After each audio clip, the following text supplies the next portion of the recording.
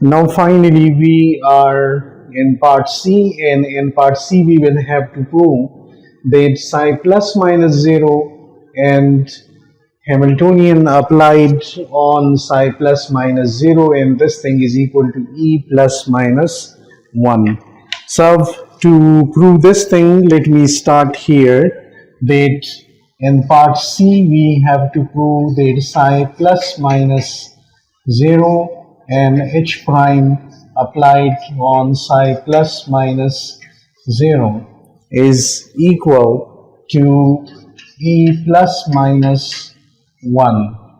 So I will have to put the values of psi plus minus 0 here, and then this thing is equal to alpha plus minus, and because I will have to write this thing, psi a0 plus beta plus minus psi b0, and then this thing is here the Hamiltonian, and then again alpha plus minus and psi a0 plus beta plus minus psi b0.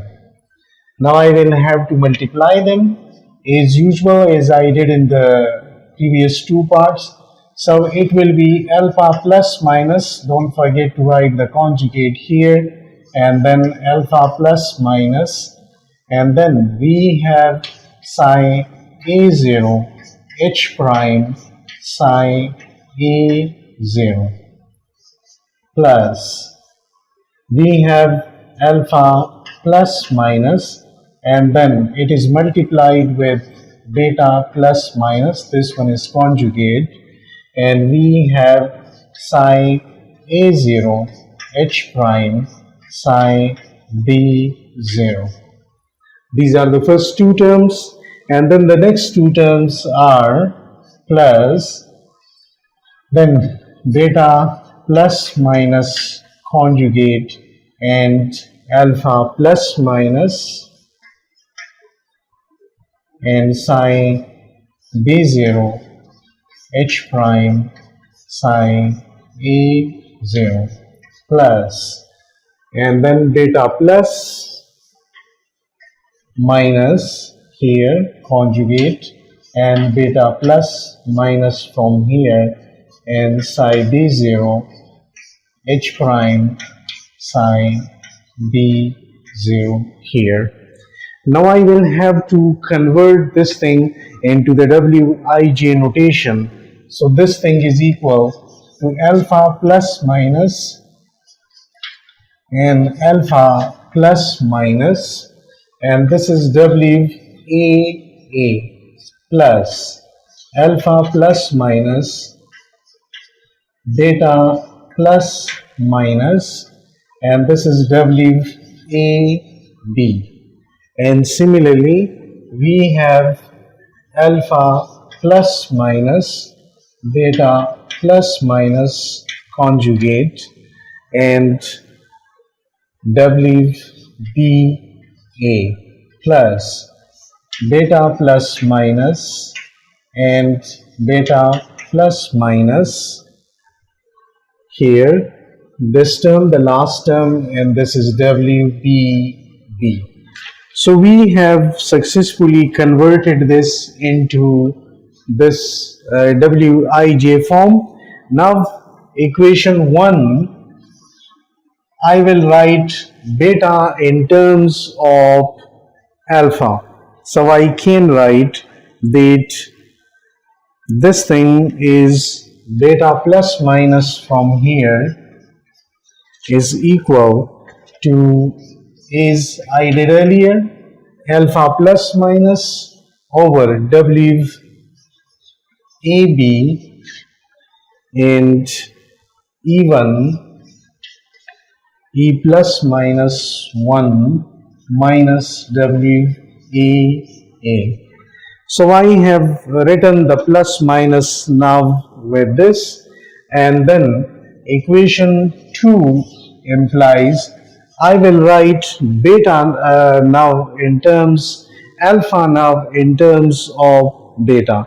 So equation 2 implies I can write that alpha plus minus is equal to beta plus minus and E plus minus 1 minus WBB divided by WAB. This will be WBA instead of AB. This is WBA. Because we are having WBA here. So this is now what I will do. I will write this thing now is this is equal alpha plus minus and alpha plus minus 1 conjugate. So this is alpha plus minus mod square. And I will write WAA with this one. Then plus alpha plus minus I will write here alpha plus minus and conjugate, while for the beta plus minus I will have to write this value. So this is alpha plus minus over WAB and then E plus minus 1 minus WAA. So I have written the beta plus minus value here, and then this is multiplied with WAB. And now I will put the values, the other values here. So plus here beta plus minus, I will leave beta plus minus as it is, and the alpha plus minus value I will write.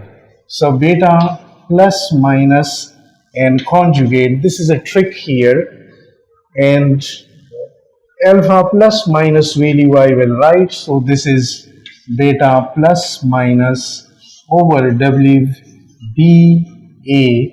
and E plus minus 1 minus WBB, and this is multiplied because I have written for the alpha plus minus value beta plus minus as it is, and this is WBA. So WBA will come here, and now the last term plus, this is beta plus beta minus, so it will become beta plus minus mod square, and WBB will come with this. Now I will have to do some simplification, and simplification is easy.